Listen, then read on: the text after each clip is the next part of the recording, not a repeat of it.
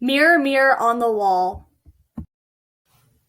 Once upon a time, a very beautiful but cruel queen owned a magic mirror.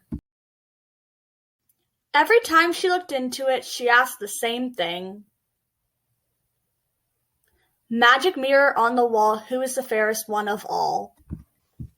The mirror always answered that she was the fairest in the land, until one day it replied, "Famed is thy beauty, Majesty, but hold, a lovely maid I see. Alas, she is more than thee."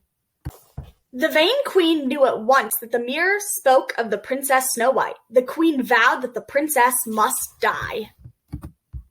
Using her evil magic, the queen transformed herself into an ugly old beggar woman. In her disguise, she went out to the forest where Snow White lived in hiding. Hanging on her arm was a basket of poisoned apples.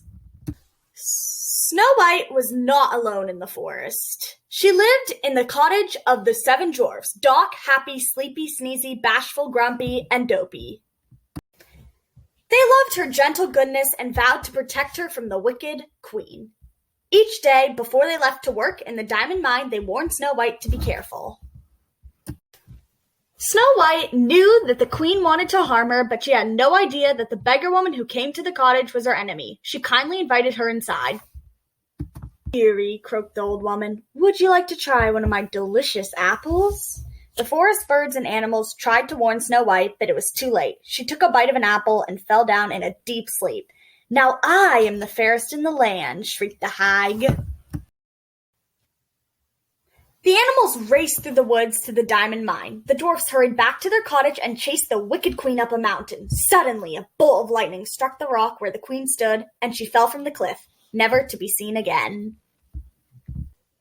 The dwarfs promised that they would never again leave Snow White's side. They stood guard beside her throughout the year, night and day, until one day a young prince rode up.